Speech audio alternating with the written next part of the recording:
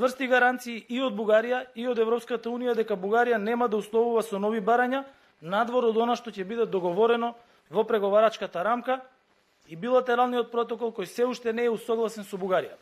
И секако, секое решение ќе треба да е консултирано со институциите на Република Северна Македонија. Предлогот во ваква форма, каква што е во моментов, е неприфатлив за мене, за председателот на државата, за владата, за коалиционите партнери и за граѓаните на Република Северна Македонија. Доколку во текот на француското председателство се постигне разбирање за нашите позиции, ние сме подготвени да се вклучиме во разговори за истите, за да се започнат преговори до крајот на јуни. Сакам да искористам оваа прилика и да порачам дека граѓаните на Северна Македонија може да се спокојни. Ние секогаш ги имаме во прв план стратешките интереси и цели на државата. Никој не може без наша согласност да наметне какво било решение. Ние направивме се, сега Европската Унија е на потек. Во меѓувреме Северна Македонија, Албанија и Србија активно и практично ќе ги имплементираат 4 слободи на кои почива Европската Унија. Ќе ги европеизираат општествата и ќе ги подобрат квалитетот на животот на граѓаните преку иницијативата Отворен Балкан. Иницијативата Отворен Балкан не е замена за Европската Унија, но е контекстот кој е потребен додека да се приклучиме на семејството на Европската Унија, додека чекаме предвидливи, кредибилни, забрзани евроинтеграцијски процеси.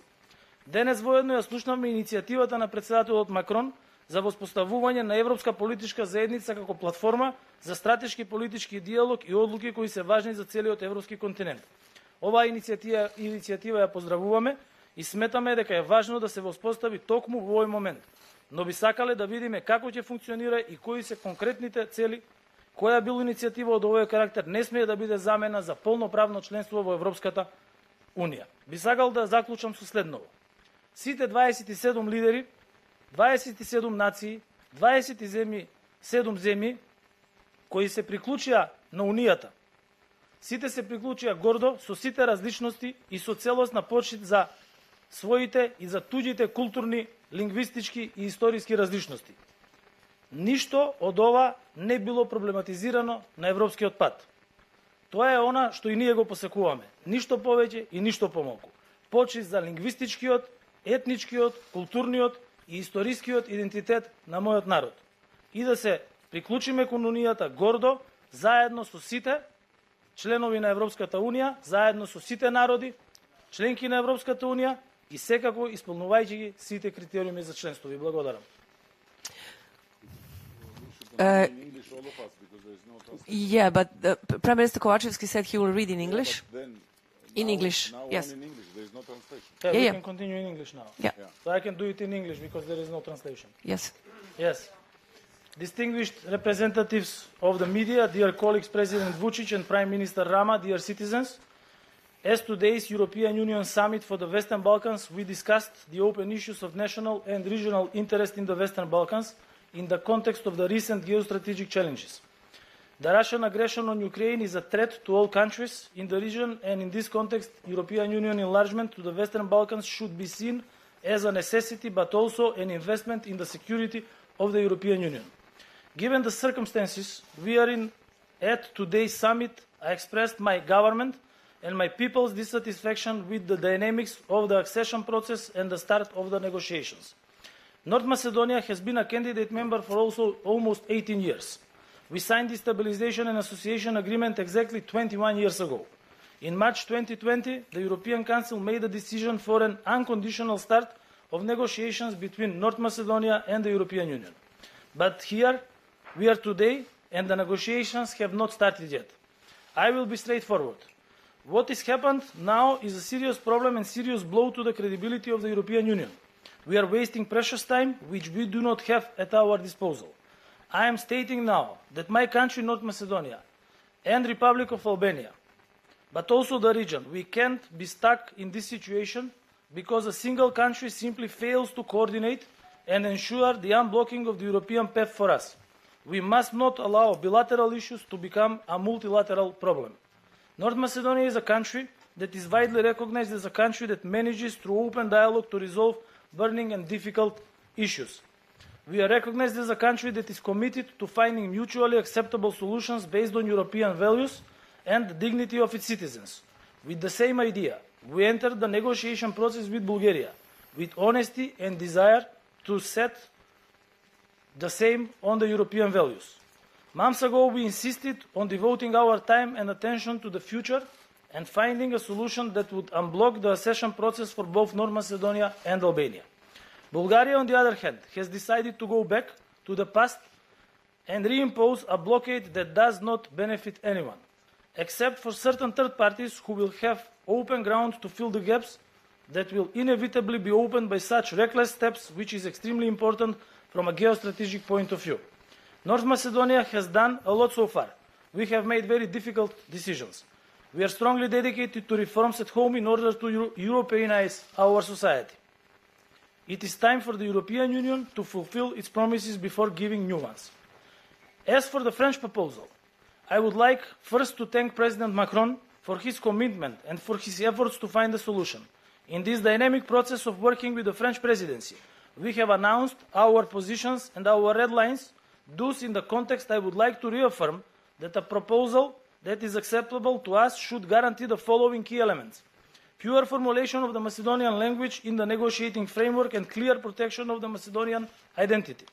Historical issues cannot be criteria in the negotiation framework. Negotiations between North Macedonia and the European Union must begin before the procedure for constitutional changes for inclusion of Bulgarians, Croats and Montenegrins in the preamble of our constitution. Strong guarantees from both Bulgaria and the European Union that Bulgaria will not make new demands conditional on what will be agreed in the negotiation framework and the bilateral protocol that has not yet been harmonized with Bulgaria. And of course, any solution will have to be consulted and agreed upon with the institutions of the Republic of North Macedonia. The proposal in its current form is unacceptable to me, to the citizens, to the coalition partners, to the government, to the President of the Republic of North Macedonia. If during the French presidency there is a reached understanding about our position, we are ready to actively take part in the process to start the negotiations. I want to take this opportunity to tell to the citizens of North Macedonia that they should be at peace. I assure you, we always put the strategic interests and goals of the state first. No one can impose any solution without our consent. We did everything. Now the European Union is on the move. In the meantime, North Macedonia, Albania and Serbia will actively and practically implement the four freedoms on which the European Union rests. We will Europeanize our societies and will improve the quality of life of the citizens through the Open Balkan Initiative. Let me be clear, the Open Balkan is not a substitute for the EU, but it is the context that we will need to join the European Union's family as we wait for the predictable, credible and accelerated European integration process. Furthermore, today we also heard President Macron's initiative to establish a European political community as a platform for strategic political dialogue and decisions that are important for the entire European continent. We welcome this initiative and consider it important to be established at this moment, but we would like to see how it will work in practice and what its specific goals are. Might I remind that any initiative of this nature should not and might be not a substitute for full European Union membership. I would like to conclude with the following. All of the 27 nations, 27 countries, which joined the European Union, they did it proudly, with all their diversities, and with full respect of their own and each other's cultural, linguistic, historic diversities. None of these issues were disputed on the way of the 27 member countries when they joined the European Union. This is what we want. Nothing more, nothing less. Just respect for my people's linguistic, ethnic, cultural, historical identity and join the Union proudly as all of the current members have done in the past. Our path was difficult, unlikely any other. Our citizens love Europe. They made all the sacrifices, all the reforms, and we are ready to join the family in the same way as everyone did so far, with full respect between each other. Thank you. Thank you, Prime Minister Kovacevski. I kindly ask the Prime Minister of Albania, Mr. Edi Rama, to address. Mr. Rama, floor is yours. Thank you very much. Thank you, everyone, for being here with us. And let me express my deep sorrow for European Union. I feel sorry for them, and I hope we can help. I tried to tell certain things in the meeting, and I'll share with you a few of them, because I don't want to take as long as it took in the meeting. Charles Michel told us we had 3 minutes. I told him it could have been 30 seconds if they would deliver. But they didn't deliver, so 3 minutes were not enough. And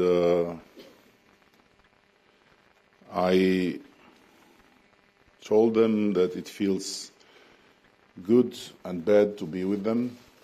It feels very good because we are Europeans, and to be among Europeans is a great thing.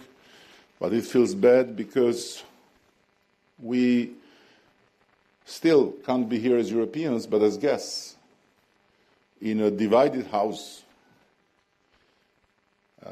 And it's really a very, very concerning thing that even a pandemic, an assault on global scale, tragic assault, and nor a really very threatening war that can turn in a tragic global war have been able to unite them. So, what to do?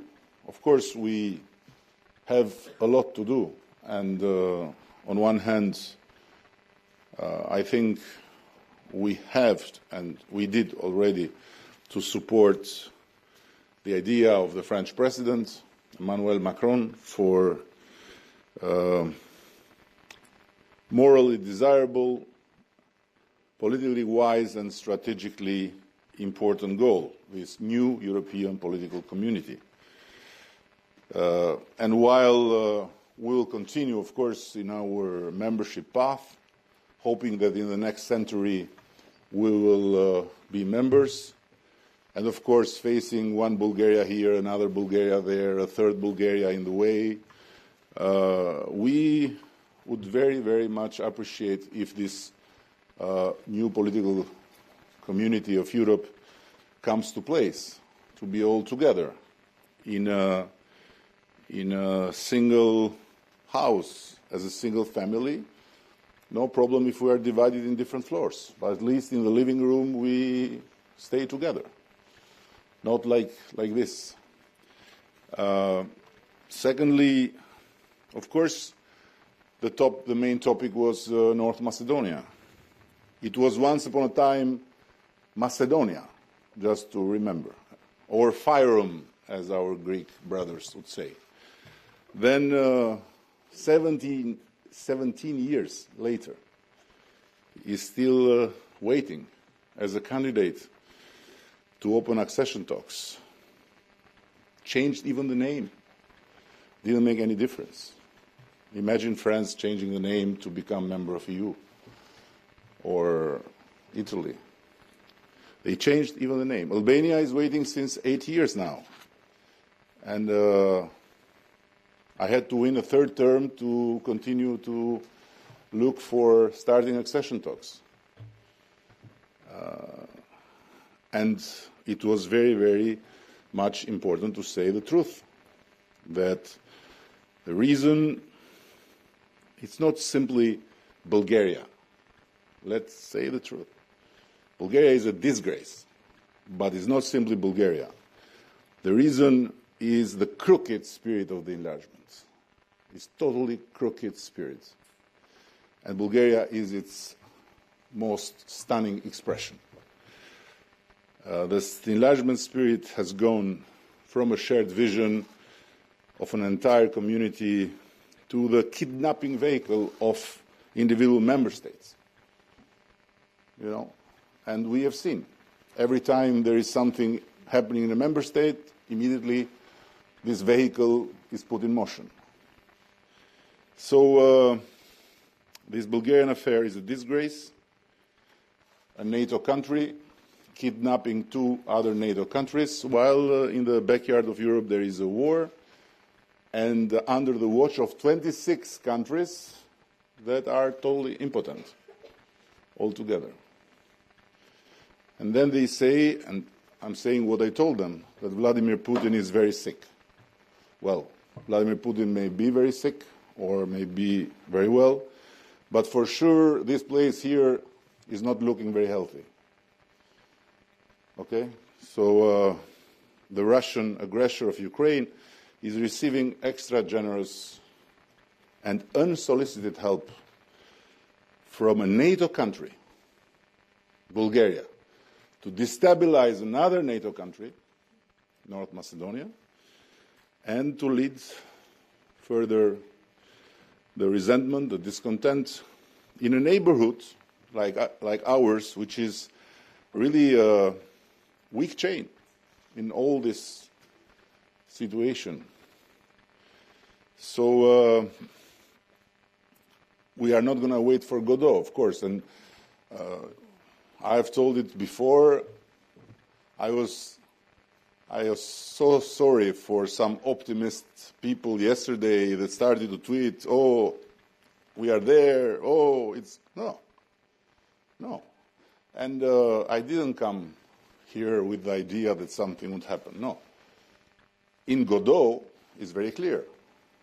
Vladimir and Estragon, so North Macedonia and Albania, they are together. And Vladimir says to Estragon, "Shall we move?" And Estragon says, "Let's move." But there is Samuel Beckett, the European Union, who said, "Nobody moves." So it goes on. While we have moved and will continue to move to revive this spirit of Europe in our neighborhoods, we call Berlin, this is the name, Berlin, of the process of this attempted resurrection. And Open Balkan is the name of the vehicle we have created to make Berlin concrete and the real deal in the ground. So I've asked full support, unequivocal support for Open Balkan, because they are divided even in this, like they have to live in the Balkan, and they are divided even about the Balkan, what we do in our own neighborhoods. Anyhow, they mean well, by no doubt. And please do not take me wrong. This is a nice place. They are very nice people. Pictures are very nice here. Words are nice. Would have been nicer if they would deliver, but we are not so nice in the Balkans, so we don't give up. And we'll keep going. And one day we'll become nice members of EU, for sure. So beyond all this, I don't want to take longer, but I simply stated 2 other very important things. There is another kidnapping in process, which is the kidnapping of the citizens of Kosovo, who are not allowed to move freely in Europe. It's the only population in the soil of Europe that cannot move freely. And guess what? And I told them, can you imagine? They were under a Yugoslav dictator, basically 2. And they could move. They could go to Germany. They could go to Switzerland. They could go everywhere. And they could work. And since they were liberated, their liberators are keeping them hostage. They cannot move. This is crazy. This is shame. And this should end. And the people should be allowed to move freely. Secondly, I had to voice something, and I feel somehow sorry that was needed to be said, because normally everyone should know it, that Serbia is in a very different position. Serbia is a totally different reality. And I just tried to explain to them that it's about a country where Vladimir Putin's popularity is 80%. And it's a country where the public opinion is not so keen to run and to come to Brussels. Quite the contrary. But it's a country that, out of any expectation, even myself, I didn't expect it, frankly, and I didn't even call Alexander because I was afraid that he could say, sorry, we have to go on the other side, and this would have been the end of any relation. And I was thinking it would be an abstention. 3 times against Russia, aligning with the European Union and the whole West, voting even to expel Russia from the Human Rights Committee. So I understand the demand to push further, but I don't understand the stretching of it to its limits with regard to sanction requests. And I've said it publicly, I've said it in Pristina, I've said it in Tirana, I've said it here. It's what I think. Because Serbia is simply not in a position to deliver as much as fast, and stretching it too far risks to make the total contrary effect. And then who would pay would be the European agenda of Serbia, but even worse would be the people of our region. This is very, very clear. So let alone the Open Balkan or the Berlin process or all this. We don't want a war. We don't need conflicts, blood, and tensions back in our region, and that's why we want to push further in the direction we have picked. So I told them, let's keep it that way.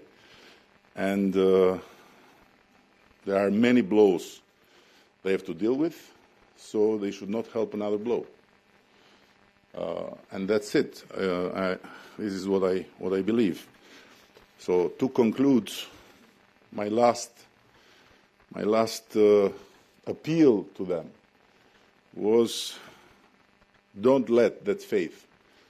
Albanians still have a big faith in Europe, and they'll continue to have it despite the European Union, despite all these charades, because we have, for the first time in our history, the possibility to be where we want, not under regimes or empires that we didn't pick. And Europe for us is a religion. Europe for us is not Brussels. So Albanians will continue.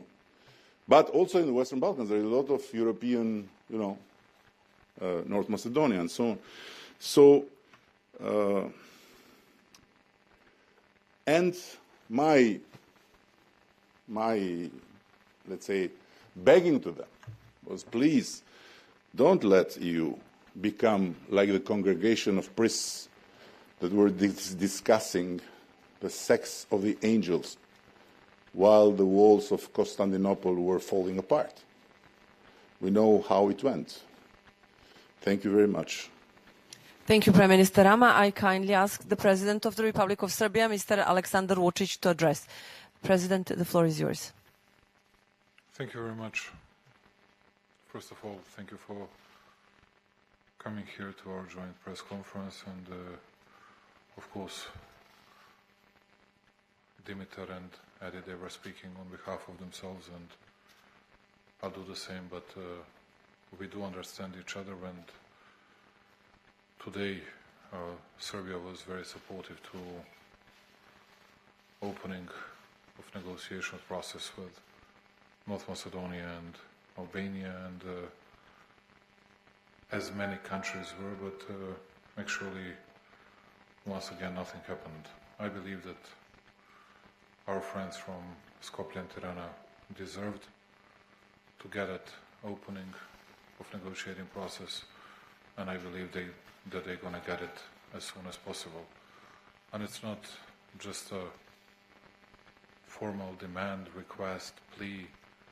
It's something that is necessity, because both countries did everything in accordance with European regulations, fulfilled all the requirements, and they really deserved it, which means that people of North Macedonia and Albania deserved it.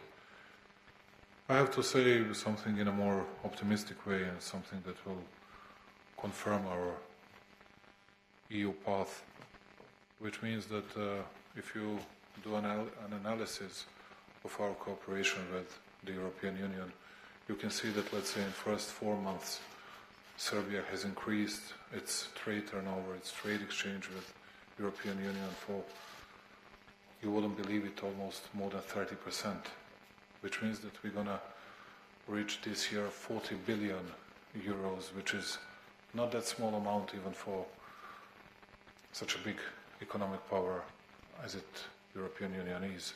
You can imagine that how big that is for such a small country as Serbia is. And I have to say that we were profoundly grateful to Charles Michel, Ursula von der Leyen, Josep Borrell, for all the others, Oliver Varhelyi, for supporting all of us on EU path, for visiting our countries. And I was very grateful to them because they were listening to us. More than 20 leaders, EU leaders, were listening to us for 3-4 hours, and we were listening to them, and we discussed that's why we need this kind of Emmanuel Macron's proposal to be accepted by all of us, which means formation of a new European political community. Why I'm saying this? Because that's the only way for us to be heard, and that's a good way for us to listening more often our European colleagues and to get to know their way of thinking, and it was very useful for me as a representative of Serbia. And I have to say many thanks to Dimitar Kovacevski and to Edi Rama, because they were very fair towards Serbia today, and to many EU leaders that showed respect to Serbia. And I cannot hide it, because I saw that Croatian media even during the discussion, and I was not leaving the room, I was not leaving the space, was listening to everybody. At that time, they had already informed their public that there was a huge pressure on Vučić, because of Russian-Ukrainian issue, and that was pretty much true, and I'm not hiding that. I was one of the last speakers and was referring to these issues and to all the other issues. But then I asked one more question, and I want to just recall yourself on something that was happening in the last 4 months. According to data that I got from my people, from my service, 2,629, if I'm not mistaken, only articles, I'm not speaking about something that was broadcasted, articles were printed in European medias about Serbia after Russian incursion happened, about Serbia's jeopardizing an entire region of Western Balkans, redeploying troops, jeopardizing sovereignty of Bosnia, Kosovo, so-called Kosovo, whatever you call it, and then nothing happened. My question for all of you is, have you ever seen a single apology, a single sorry from many of those medias because of these pure lies exposed to the public audiences of all these EU countries? No. And we are not asking for justice, or I'm not here to justify our position, because for me, as a president of the country, I am obliged with the conclusions of our National Security Council, have a constitution of my country, and I have an interest of our people, and we have to take care of our own national interests. And I was really profoundly grateful to all the people from the European Union that wanted to listen to us today.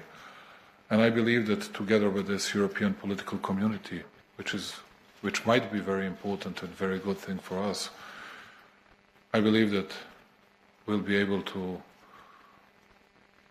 all together to resolving as soon as possible this kind of very difficult issue for North Macedonia and Albania, but in the meantime, we'll do our best to increasing the level of cooperation between our countries, to improving our relationship, and to see what we can do for our citizens, saying everything the best to Serbian people about visiting North Macedonia and Albania during the summer season, and saying good things to Albanian and people from North Macedonia if they want to visit Serbia, if they want to work in Serbia, they're going to get all working permits and vice versa, saying the same to Serbian people.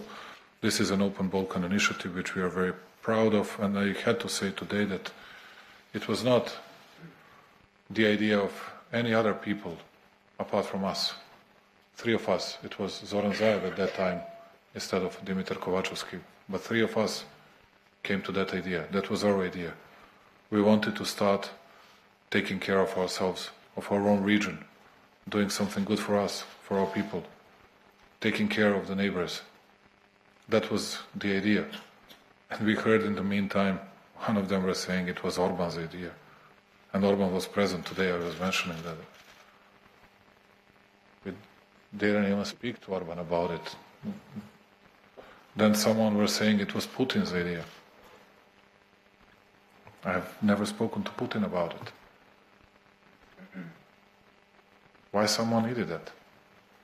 Because we did it by ourselves. We didn't need anyone else. 3 Balkan nations and their representatives sat together and they found a solution for at least some of their problems. Is it forbidden or should that be banned or what? At the end, once again, many thanks to our European colleagues because they really showed patience. I know that today is a big day for them because of Ukraine and Moldova, and it's good that we are not sided in that way, and naturally I have less frustrations today than my dear friends Eddie and Dimitar because of the situation, but I believe that all of us can do a lot before December. What I promise to our European colleagues is that we'll do our best to reaching European standards on rule of law issues, further democratization, media issues and everything else by December this year. And then I believe that we'll have, I'm not going to say that we're going to be jubilant, but I believe that all of us will be in a much better mood in December than today. Anyway, once again, many thanks to Charles, many thanks to Ursula, and once again, I'm profoundly grateful to Eddie and Dimitar. I can say something, they were defending their countries and their national interests in a very courageous way, and that's what I wanted to say and to admit to their audience. And if I say that, they can really understand that I'm saying the truth. Thank you once again. Thank you, President Vučić. Now, dear colleagues, we can start with your questions. The first question goes to Marina Maksimović, agency Tanjug from Serbia. Marina, turn is yours. Thank you, Marina Maksimović, Tanjug News Agency, Serbia.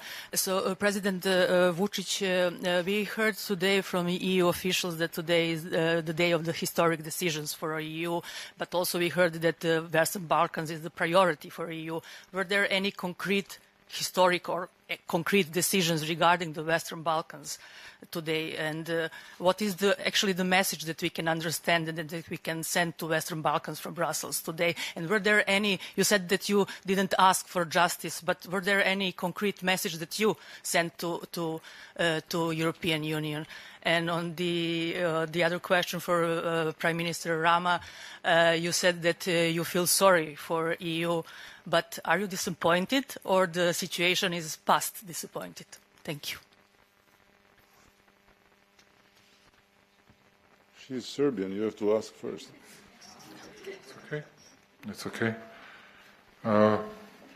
Everything I said here, I said openly and publicly in the presence of EU officials. If I may translate what was important for us today, and if you actually analyze the concrete results for the Western Balkans, there were no concrete results, but it was a good discussion, and I would never underestimate that. I would never underestimate that. But if you ask me whether North Macedonia and Albania got that date, no, they didn't.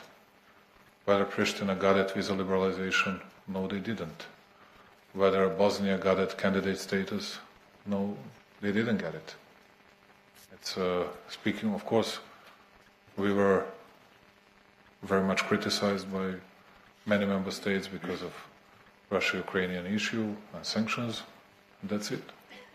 That's what happened if you translate it into these concrete terms. But politics, it's not always about concrete terms.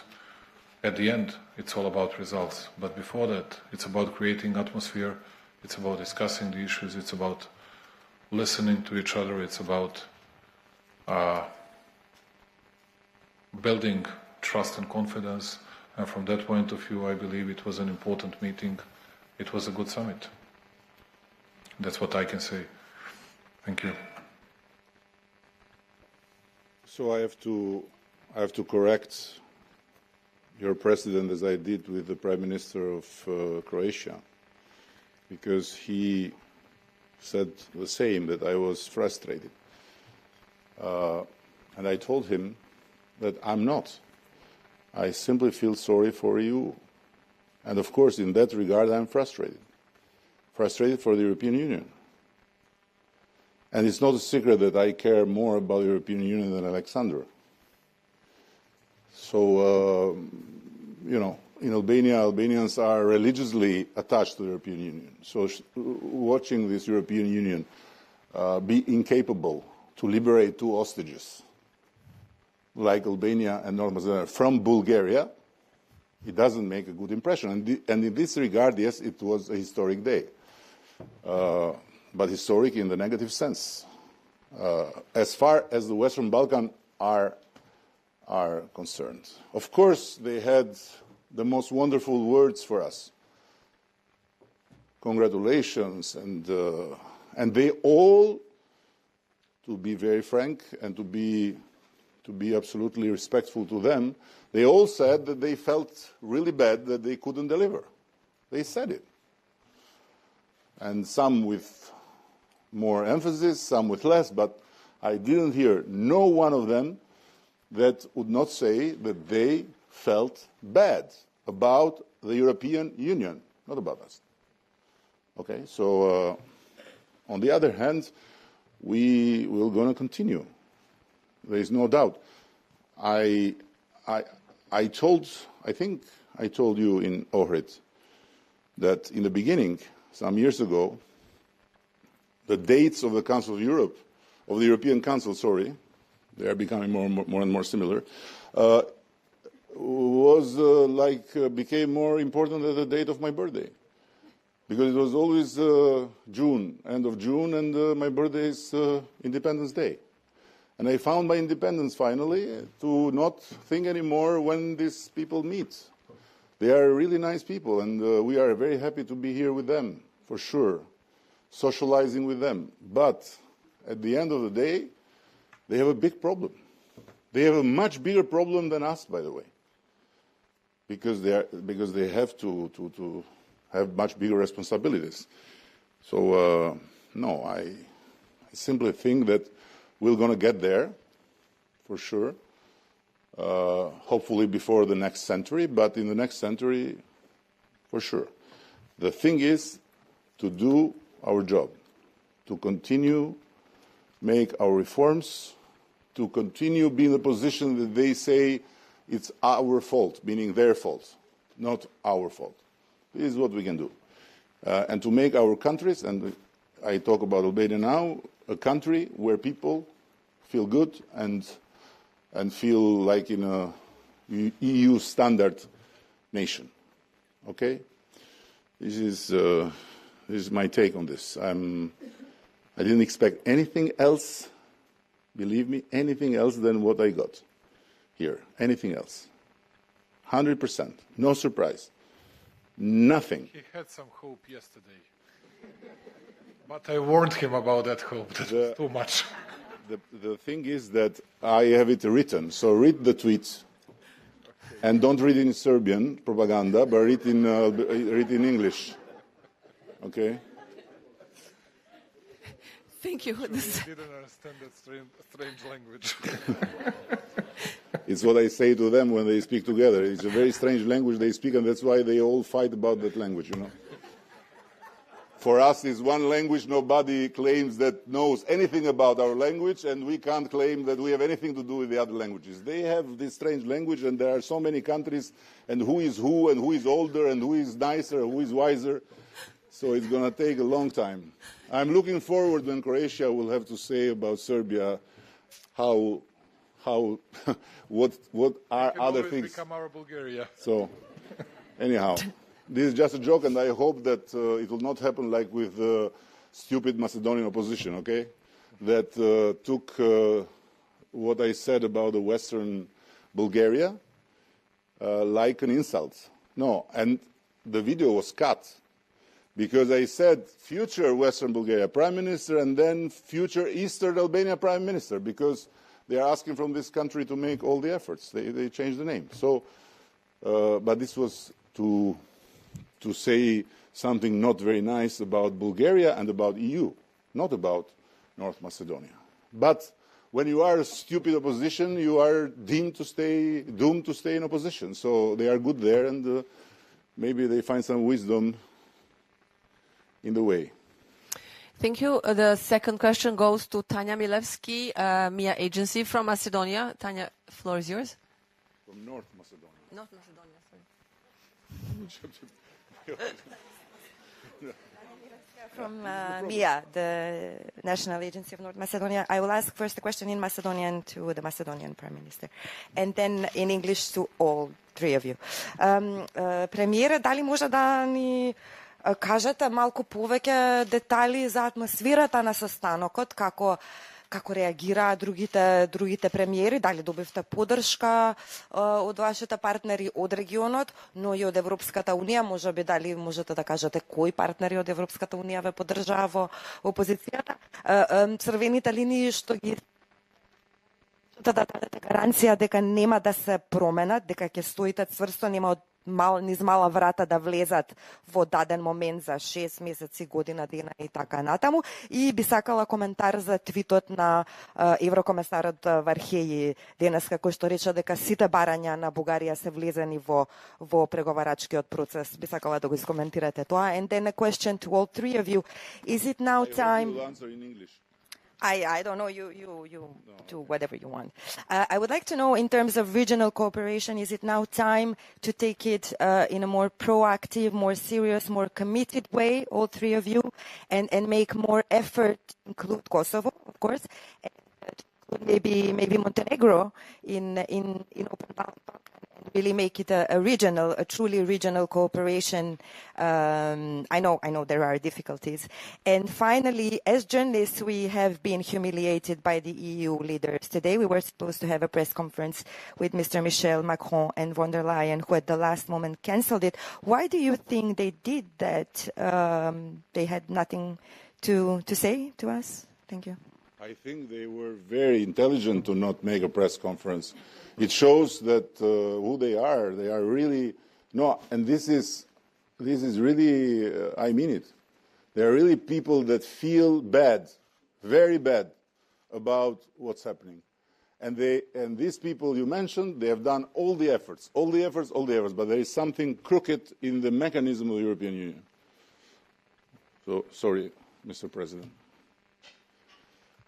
Thank you for the question. First, about the tweet, I don't use that often Twitter, especially when I'm on meetings, so I haven't seen this tweet which you are referring to, and you will have to come back for an answer later on. It's about my tweet. Or ask the commissioner that made the tweet what he meant by that. About our positions as a country are written in the declaration which has been made by the Macedonian Parliament and voted by all the members of the Parliament from all the political parties with a unanimous vote, and they are the position of North Macedonia. Second thing about the atmosphere, you said in the meeting. So I cannot. So the closer the countries, the better they understand the environment in which certain talks are going on, and they have more in-depth knowledge about the issues which are at stake.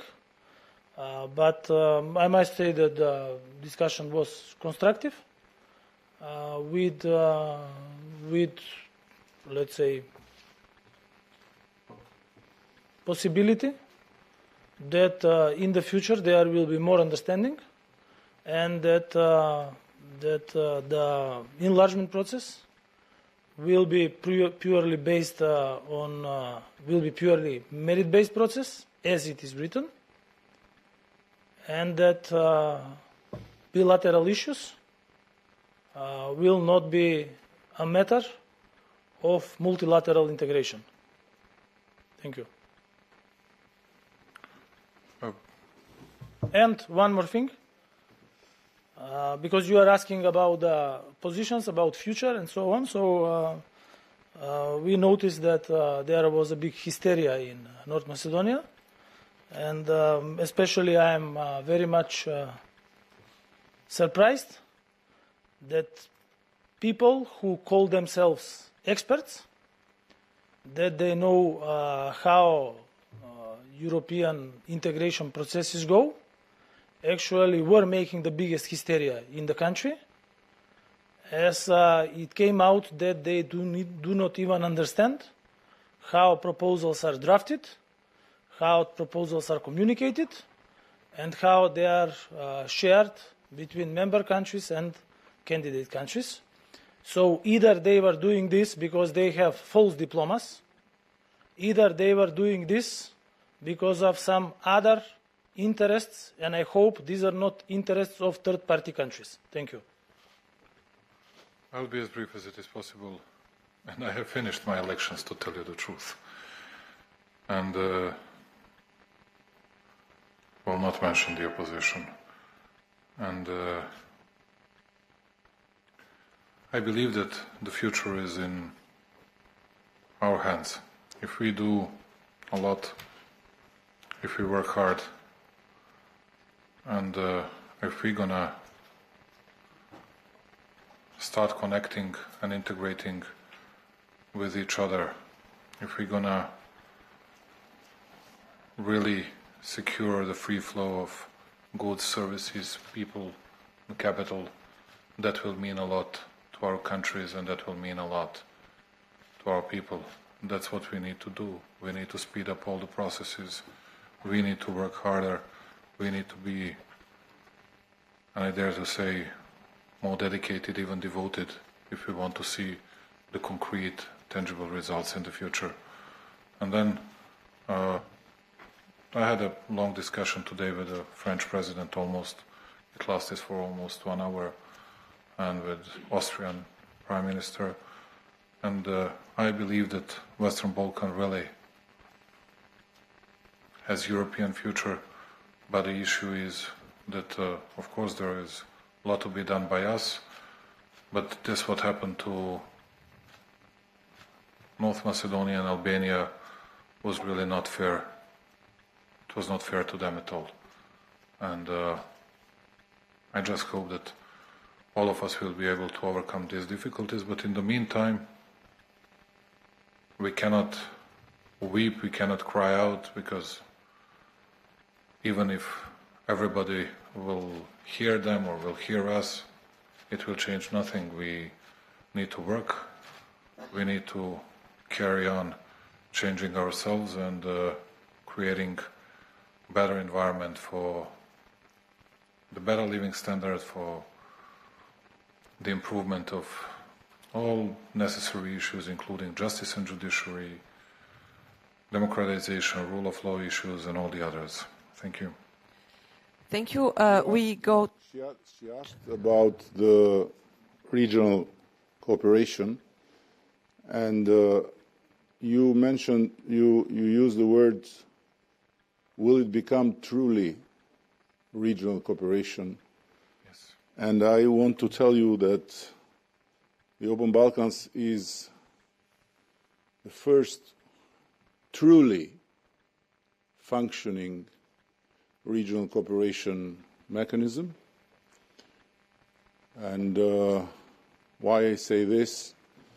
Because it's producing results for people, it's producing results for farmers, for traders, is producing results all over the place, somewhere more visible, somewhere less visible yet, but it's producing results. And if you want to check, because the Balkans are not the place of Jesus Christ, are the place of St. Thomas. We don't believe if we don't touch. So go touch in the borders and see the difference. If you go through the borders of the Open Balkans, there is a green lane, and there is no the second wait for the trucks, for the goods, for the agricultural production, for the milk. While if you send milk through non-Open Balkan countries, it arrives and it is yogurt. This is the difference. And I don't see really the point of anyone making a big fuss about it. And on the other hand, yes, we have repeated it 100 times. It is an open table for everyone, for all the six. Alexander called it so-called Kosovo. I call it Kosovo and full stop. But this does not prevent us to work together. Imagine if we would be fighting each other. What a place would have been the Balkans today. Okay, so this is a project, as Ali Ahmedi put it much better than me, because he tried guns, and he tried also wisdom of words, and he is very well placed to talk about both. And Ali Ahmedi puts it very, very simply. We don't want another bloodshed and another war, and we want to keep as far as possible every kind of shadow that can approach from the past or from the present this region. It's very, very simple. And I said it, and I finish here, it should not be the problem of Kosovo government to come. It should have to be the problem of the Serbian president to accept. So this ends it all. And I'm very, very, I feel privileged to have the opportunity to work for my country through this mechanism and to boost this cooperation, which will bring also peace. The final peace we are seeking will come through the Open Balkans. Mark my words. And will not come through tensions and through helicopters going around and through shouting on Facebook and all this. This is very simple. If I may say only one sentence more, which is not of that importance, but still. We have been inviting so far hundreds of times all the others. And whenever and whatever we do for the sake and for the benefit of our people, let's say 70% of Western Balkan people, it has always been only one question: where are the others? Or where were the others? And of course we were pressured by many powerful countries and their leaders on a type of initiative, on a nature of initiative, and many other things. But we are getting stronger and stronger because we started believing in this. We started believing in ourselves. We have bigger self-confidence today in ourselves than we used to. And we know that we need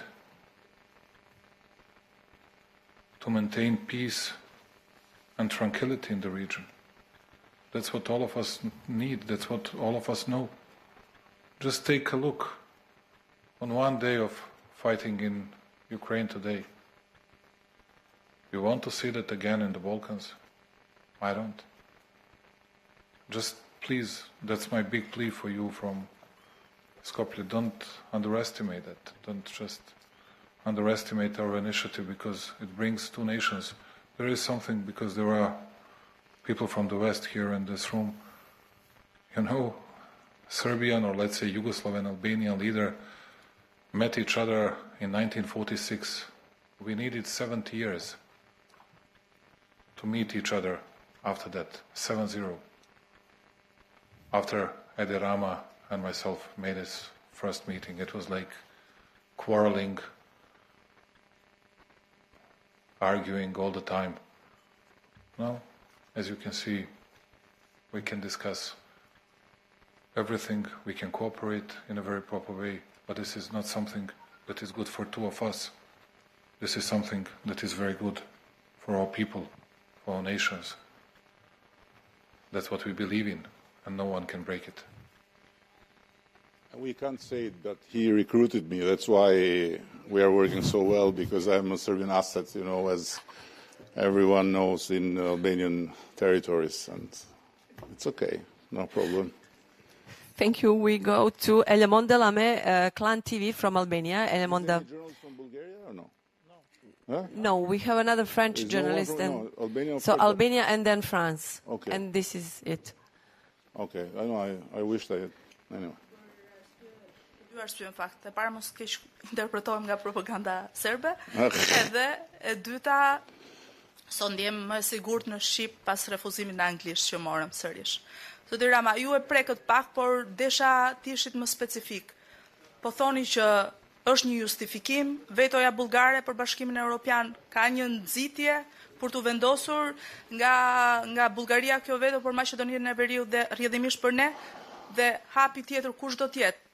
Keni deklaruar që do të vazhdoni të kërkoni ndarjen, do ta lini bashkëvuajtësin ton Maqedoninë e Veriut vetëm në këtë rrugë, dhe pyetja e fundit ju lutem. Pse zoti Vučić është këtu me ju? Vendimi sot pritej vetëm për Maqedoninë e Veriut dhe për ne. Pse unifikua vendimi edhe për të ardhur këtu edhe për dalë në një konferencë përbashkët? Faleminderit. I'm sure that you were saying something nice about me. No, As all the others at today's session. She wants to know why you are here. What the hell you want here while you are negotiating with the European Union, and we are just, in her words, we are the two, how we said? The two partners in sufferance, right? Me and him. Yeah, of course. Two partners. Anyhow. To the first question, to the second is Alexandra that can answer. To the first question, I would say that no, I don't imply in any way that there is someone or there are some others behind the Bulgarian madness. No. It's a decision of Bulgaria. And I have to be very clear about the Bulgarian audience that I don't disrespect. On the contrary, I fully respect every kind of concern they might have. But I totally disagree and I abhor the way they are trying to sort it out by kidnapping a NATO member country, actually two. So this is my point. North Macedonia is not entering the European Union, is not becoming a member tomorrow, next week. So there is so much time ahead to solve this issue. And the process, how these guys in this building have shaped it, is full of tricks and full of traps and full of labyrinths. So in every corner you have a trap that you can be stopped. And then you can... So Bulgaria can use it for decades. Why this? Why? What is this? In the middle of a war, I repeat it, in the middle of a war, to continue and fight for something that has transformed the EU in a ridiculous reality. 26 countries, the most powerful countries of the world, staying there paralyzed. They can do nothing because this is a mechanism. One country can veto and that's it. So this is what I fully abhor. Not the whatever they want to discuss, whatever they want to sort out. No. And again, I go back to Serbia and Albania, or Albania and Serbia, as you wish. We have Albania started with A, so we are always first. So going back there, we have issue. We have a big issue. But how we can solve this big issue? This is the question. By trying to stab on the back all the time each other, by using every opportunity to bash each other in front of the people, in front of the world opinion, or by doing what other countries, there are many examples, did after horrible conflicts, and they practically enjoyed prosperity for generations. And they succeeded to realize that the issue was solvable. So this is my thing. And again, no.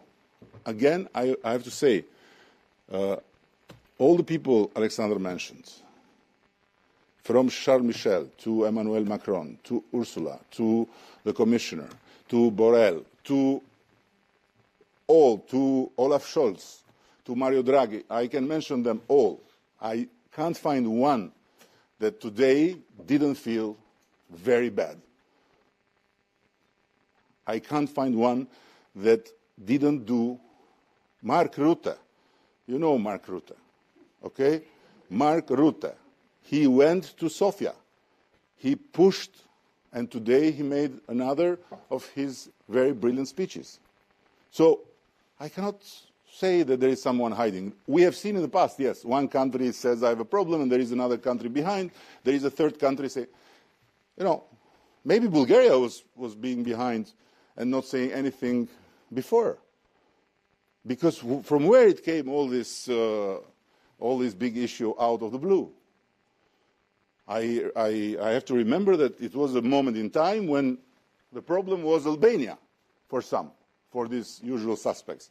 Not North Macedonia, it was Albania. Okay? So, from where it came? No, I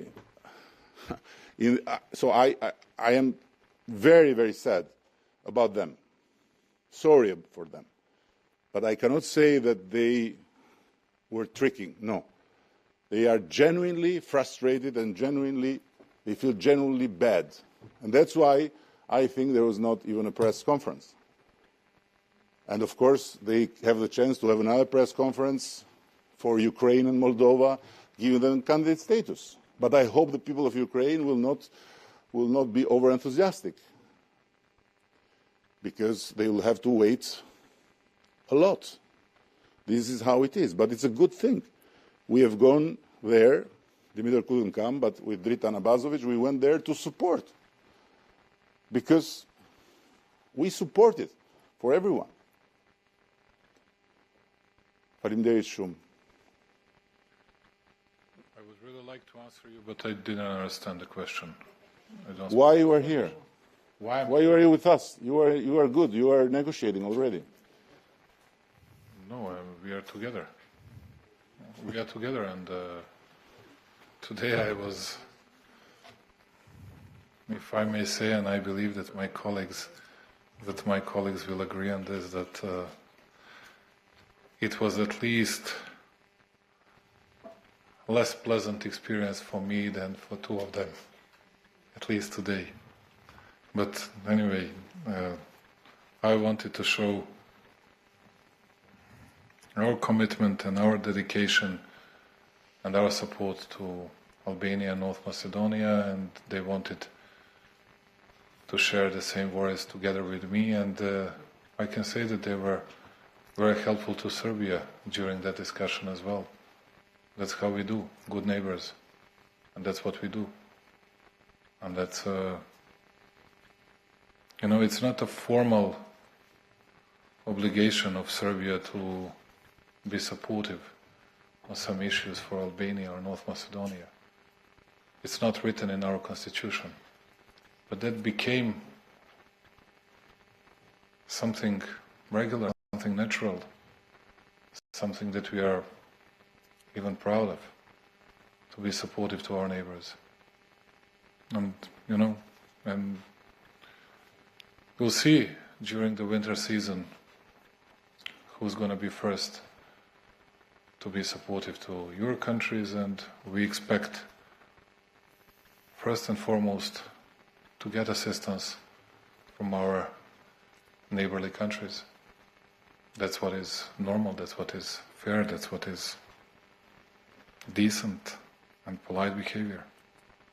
I would add on this that we are the three of us here because this is how it is going to be, the natural way.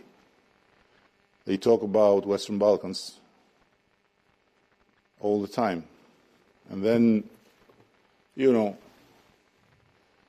sometimes they don't even realize what the Western Balkans are about. So we need to be together, and we need to speak as much as possible with one voice. And we very much hope to be all of us, for sure. Something else. And just one sentence, Eddie. Please, you can finish, because okay. When you said that A is always at the beginning, last always counts. Just one important thing. When we were having press conferences here, when we had press conferences here in this very same room, there were 2-3 journalists. Look at us today. Many of you wanted to hear us. If we were all alone, who would have come here? Almost nobody, apart from 2-3 medias from our own states. Nobody else. This is from rational and practical and pragmatic point of view. Also good to be seen as representatives of Western Balkans. And we were discussing Western Balkan issues today, not the other issues. That's why I feel okay when we are here together. And we pondered also the possible decision to not even come, because we knew what would be the day in terms of result. And the reason we came is simply to respect all these people and all these countries that are in a difficult situation, and to support them. I wanted to be here to support these countries because, okay, individually they don't need our support, but as the European Union, they are in a mess. So this is the thing. And speaking the real things about the Western Balkans is very, very important. Very, very important. Thank you. The last question goes to French news agency CNews, to Mr. Harold Hyman. Mr. Hyman, please. I'll have to leave before your full answer because I have a live, but I'll be filled in. So here's my question. What was this? I will need to leave in 5 minutes, so I don't want to be impolite and not listen to the answer. Sorry. I will be filled in because I have a live. But you can leave now and we send the answer in WhatsApp. So I have to ask it. He was right. He is not frustrated at all. No. But I'll be filled in. Sorry. Has the Russian war in Ukraine made it more complicated for you three, because nationalism has been on the rise, and because of this war, seems to be entering a lot of political parties? That's my question. Oh, this is very easy. It's very short. No, on the contrary, this war has brought us, at least I'm speaking for myself, more energy and more conviction that what we were already doing is the right thing to do, and has made me much more conscious even that what I was speaking before as a theoretical threat is not a theoretical threat anymore. And I hope that also the guys we met today will see it in the same way, because, you know, we were talking about this and that, but was much more theoretical. Now it's real. Now it's true, and we have to be closer and closer and closer, and to lead by example, and to show the others that this is the way, and to welcome and to hug everyone that want to join. That's it. You can go. Yeah, so so okay. Okay, good. Thank you.